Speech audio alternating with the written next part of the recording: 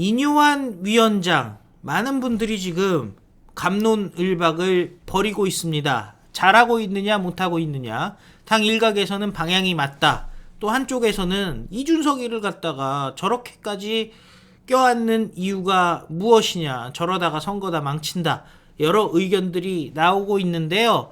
오랫동안 이뇨한 위원장을 관찰해온 최고의 언론인 전영기 시사저널 편집인이 칼럼을 냈습니다. 죄가 없는 자가 돌을 던지라는 이뇨한식 정치라는 것인데요.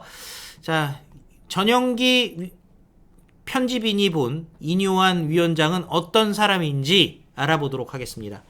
이뇨한 국민의힘 혁신위원장은 다혈질이고 신앙적인 인물이라고 합니다. 이 파란 눈의 전라도 사람은 자기 속을 감추는데 능숙하지 않고 천부적으로 타고난 체력이 있고 또 용맹함을 갖췄다는 인상을 준다는 겁니다. 한 10여 년 전 한겨울 전영기 편집인은 휘몰아치는 바람 속에 눈 덮인 지리산의 왕시루봉이라는 곳을 함께 등반한 적이 있다고 합니다. 얇은 옷을 두어 장만 걸치고 장갑도 끼지 않은 채 뾰족한 바위들을 타고 올라가는 모습에 놀랐다는데요. 이뇨한 위원장에게 신뢰되는 표현일 수도 있지만 거대한 곰을 연상케 했다는 겁니다. 이뇨한 위원장이 걸쭉한 순천 사투리로 과거 그 길에서 만났던 멧돼지를 살살 달래서 위기를 벗어났다는 무용담을 들려준 기억도 있다는 겁니다.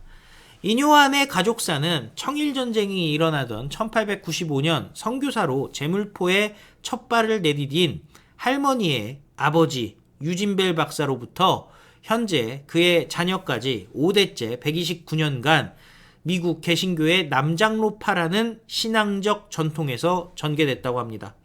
할아버지 쪽 조상은 남북전쟁에서 패배한 남군, 즉 반란군 출신이고 할머니 쪽은 코만치 인디언의 피가 흐른다고 합니다. 미국이 선교를 시작할 때 북장로파는 평양, 서울, 경상도를 맡았고 남장로파는 호남 및 충청도를 나누어 맡았다고 합니다. 이뇨한의 할머니는 1899년 목포, 아버지는 1926년 군산에서 태어났습니다. 할아버지 윌리엄 린트는 지독한 반일 독립 운동가였다고 합니다. 남장로파 2세대 선교사로서 1919년 군산에서 3일 만세 시위를 조직했고 미국 신문기고를 통해서 일제의 탄압상을 고발했습니다. 신사참배를 끝까지 거부해서 옥살이를 5년간 하던 중에 해방을 맞았다고 합니다.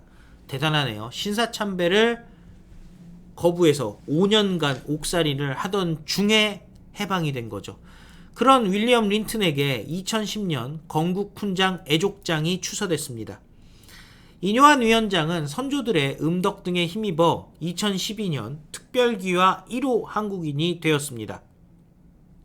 이준석이가 공개석상에서 영어로 미스터 린튼, 당신은 우리의 일원처럼 보이지 않는다 라고 냉소했을 때 나를 몰라도 너무 모르는구나, 내가 섭섭했다 라고 탄식한 배경이 그런 겁니다. 이뇨한의 이준석 문제 해법은 마음이 많이 아프고 한이 찼는데 계속 위로하고 설득해야 된다. 죄 없는 자가 돌을 던지라는 위로의 말씀을 드리고 싶다라는 식입니다. 내가 살기 위해 상대를 죽여야 하는 전쟁 같은 정치만 보아온 사람들에게 인간의 내면의 선한 본성을 건드리는 방식은 신선했습니다. 하지만 이뇨한식 접근 방법이 이준석에 대해선 순진하다거나 이상주의적인 것이라는 비판이 많이 있습니다. 자, 그럼에도 불구하고 전영기 편집인은 어쨌든 정치인들의 태도에 변화가 생겼으면 하는 마음이 든다라는 거죠. 참 넓은 마음으로 보듬어 주려고 하는데 받아들이지 않는 애들이 있으면요, 적당히 하고 빠져야 된다는 게 제 생각인데요. 어찌되었건 이뇨한식 접근 방법은 그렇다는 겁니다. 사실 따지고 보면 이뇨한의 인간애, 희생, 용서, 유머, 기다림 등의 바탕한 행동들이 현실 세계에서 실패했다고 단정하기도 어렵다는 겁니다. 가령 연세대 신입생이었던 21살 때 아버지가 네가 성인이 됐으니 말리지는 않겠지만 거기에 가면 죽을지도 모른다라고 했던 말씀을 뒤로 하고 인유아는 5.18 광주에 뛰어들었습니다. 시민군 통역으로 외신 기자들 앞에서 당시 참상과 독재로부터의 자유와 운동임을 세계에 알린 것은 유명한 스토리라는 거죠. 인요아는 또 의사이자 교육자이자 선교사 집안답게 1997년 이래 북한을 29번 왕래하면서 결핵 퇴치와 구급차의 보급 등 보건 지원 운동을 했습니다. 30만 명의 북한 환자를 살린 것으로 알려지고 있는데요. 그 모든 비용을 정부 돈 한 푼 받지 않고 유진벨 재단 민간 모금으로 충당했다고 합니다. 이렇게 살아온 인요한이기 때문에 전라도에서 태어났다는 이유로 경상도 사람을 미워하고 경상도에서 태어났다는 이유로 전라도 사람을 미워하는 건 넌센스다 라면서 나는 이승만, 박정희, 김대중 대통령을 제일 존경한다고 어디에 가서 얘기해도 진심이 통한다는 겁니다.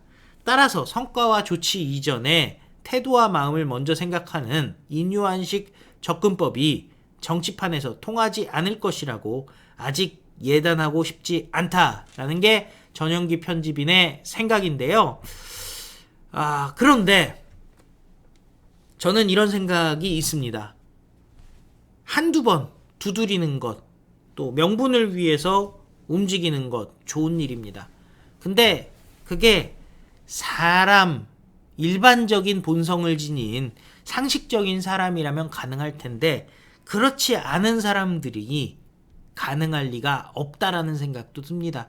선을 넘어도 한참 넘은 이준석이 아무리 껴안으려고 해도 껴안아지겠습니까?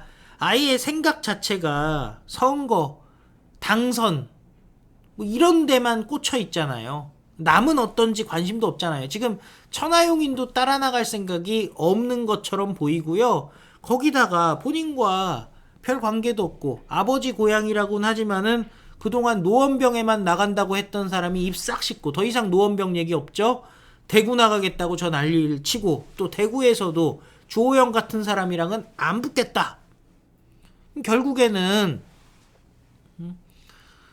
수성을에 이인선 의원이나 이런 사람이랑 붙겠다. 알고 제가 확인을 해봤어요. 이인선 의원이